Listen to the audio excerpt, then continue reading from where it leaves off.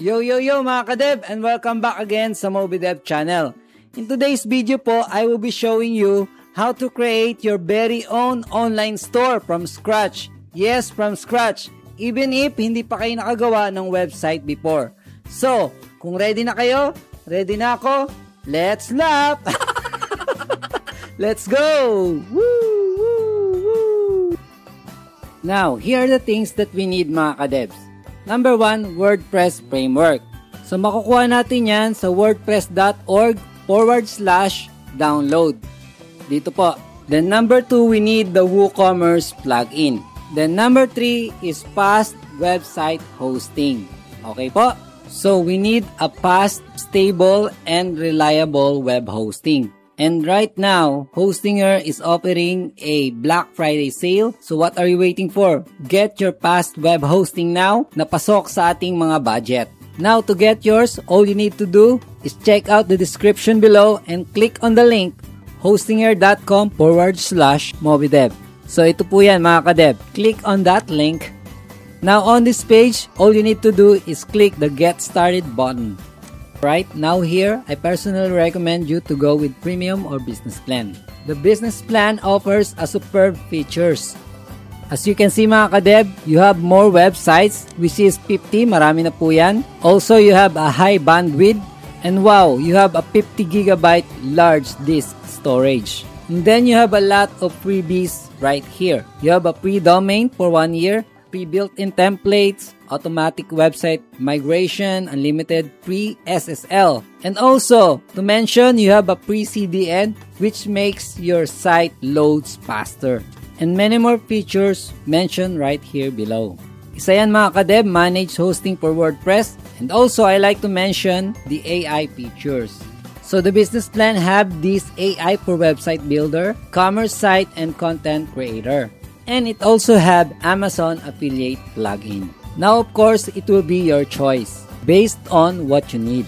And at this price point, with all of that you can get and take in your bag, the business plan is a massive win. So, panalo na to mga kadeb. But if you are on a budget and you don't need this improved performance, you can also choose the premium plan. And still, you will get the best deal for this service. Once you made your choice, kung nakapili na kayo mga kadeb, let's click the Get Started button. Now kadeb, this is important. Right below the subtotal, here you can see the have a coupon code link. So you need to click that and enter MobiDev coupon code. So right now, Hostinger is offering a Black Friday discount for business plan 48-month period. So you see, you get a massive discount. So if you have a budget to pay upfront, then you definitely have to get the 48-month period.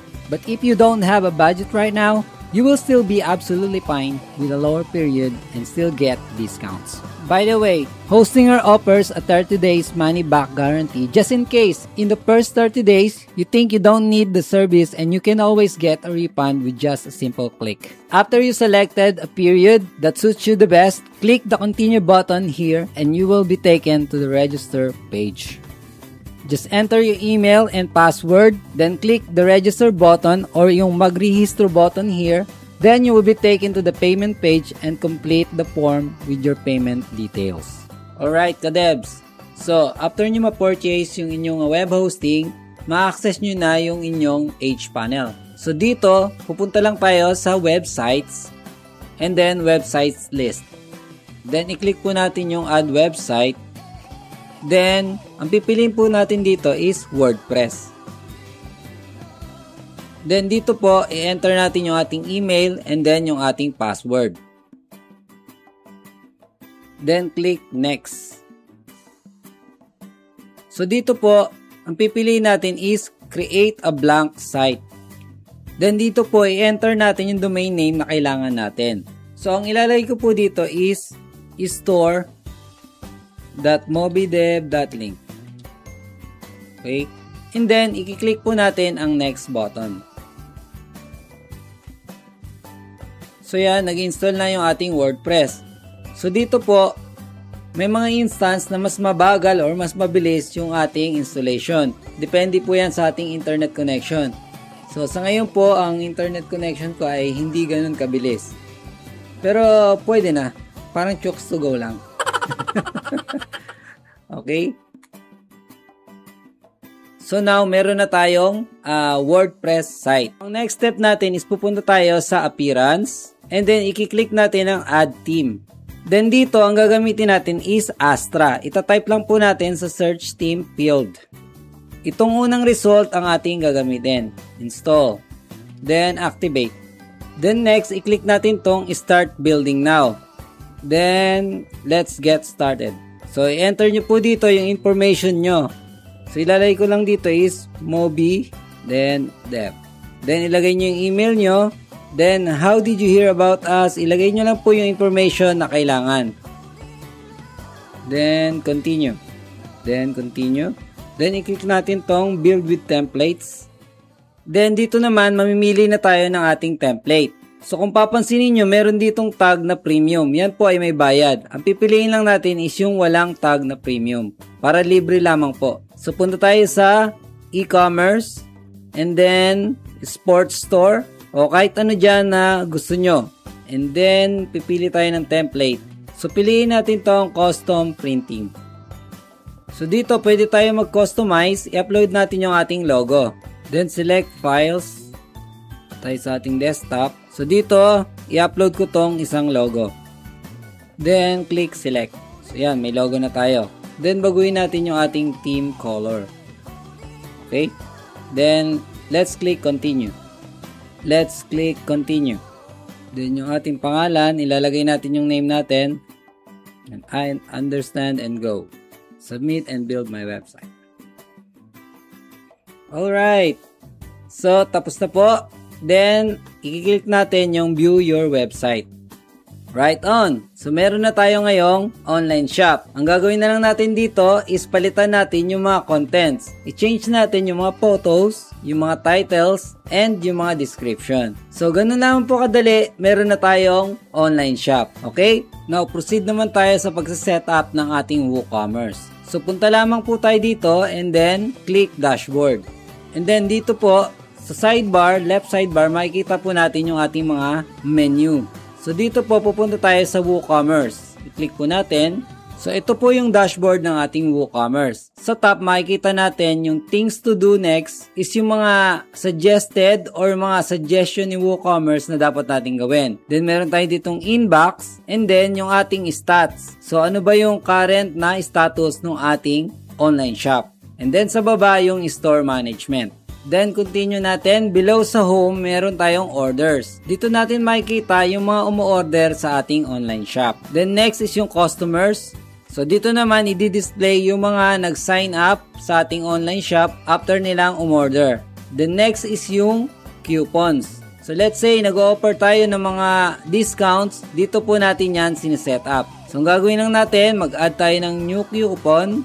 And then, dito po, i-enter natin yung coupon code. So, let's say, so, huwag nyo kalimutan, kapag kayo po ay nagsasign up sa Hostinger, i-enter nyo po yung coupon code na MobyDev para po magkaroon kayo ng additional discount sa inyong mga purchases sa Hostinger. Okay po? Lagay natin dito is percentage. Then, ilalagay natin is 50. Okay, then publish. Then, next is reports. So, again, dito po makikita nyo kung ilan yung purchases sa isang buwan o yung mga data reports ng inyong online shop. So, dito nyo po yan makikita sa reports. And then, yung settings. Then, sa settings, dito, isa-set up natin yung ating online shop. So, ilagay natin yung address and then, yung ating country. Since tayo ay nasa Philippines, ilalagay natin dito, Philippines. Then, meron pang city.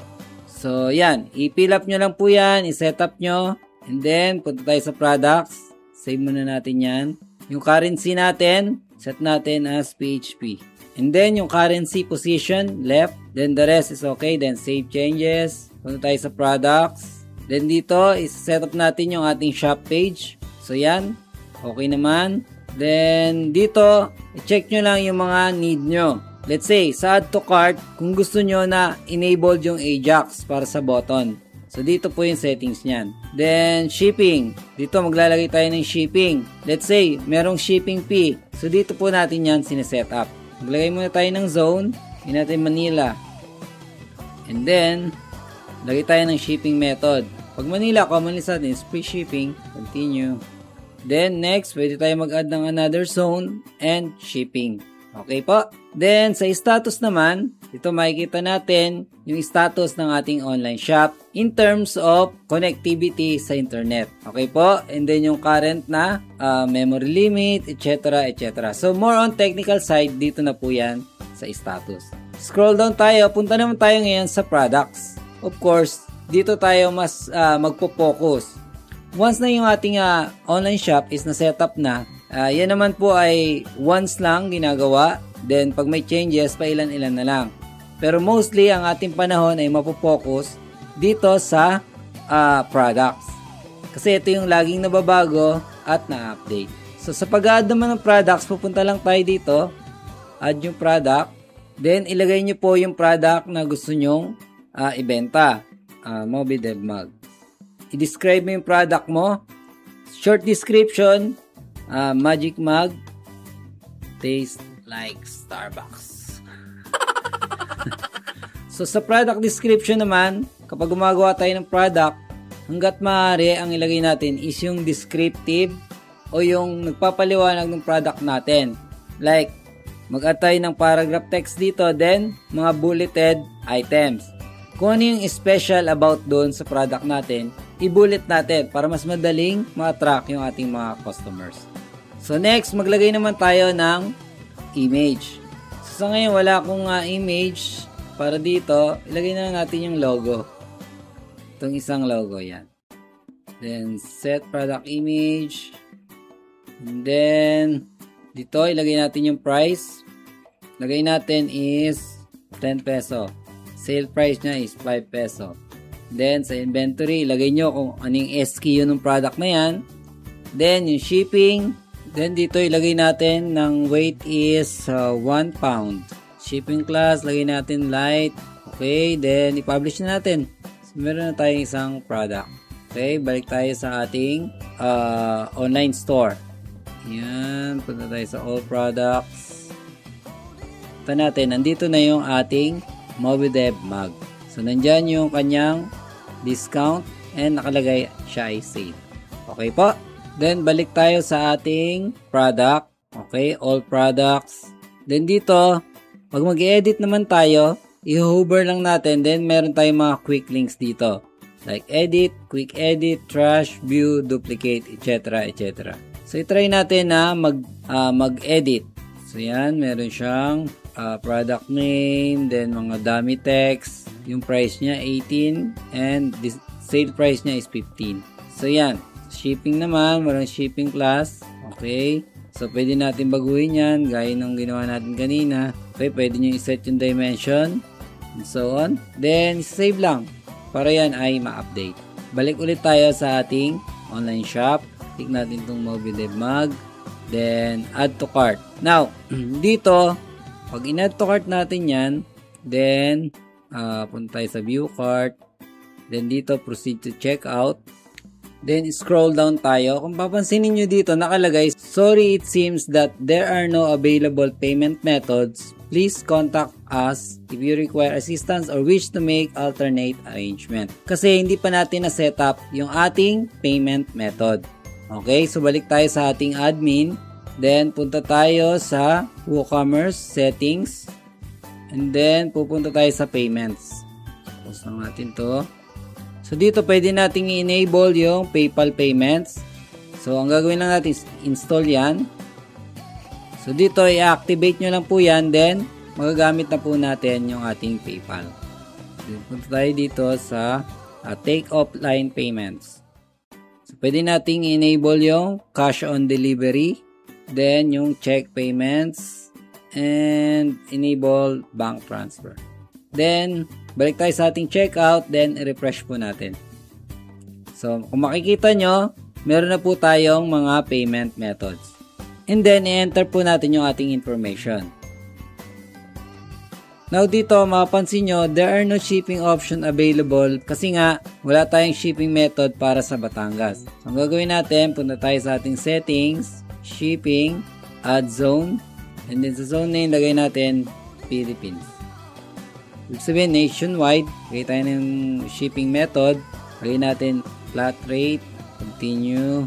Lagyan natin ang cost na 40 pesos. Sa heavy, maglagay tayo ng 100 pesos. Okay, then create and save. Then, balik tayo sa ating store. Refresh lang natin. Okay, so meron na tayong shipping fee. Then, all goods na. Place order na natin. Okay, so done. Meron na tayong first order. Balik tayo sa ating admin. Then, punta tayo ngayon sa ating orders. So, nandyan na yung ating first order. Then, balik tayo sa ating product. Now, so marunong tayo mag-add, marunong tayo mag-edit. Then, ang pagdi-delete po ay napakadali lang. Dito sa top corner ng ating table, meron tayong bulk action. So, dito ay pwede natin maset yung multiple products sa isang setting. Ayaw natin tong product na to. Kailangan natin siyang i-remove. Bulk action, move to trash, then apply. Then, yung mga products na selected natin is wala na. So, basically, na-cover na natin ang pag-manage ng ating products, ang pag-setup ng ating WooCommerce, and ng ating online shop.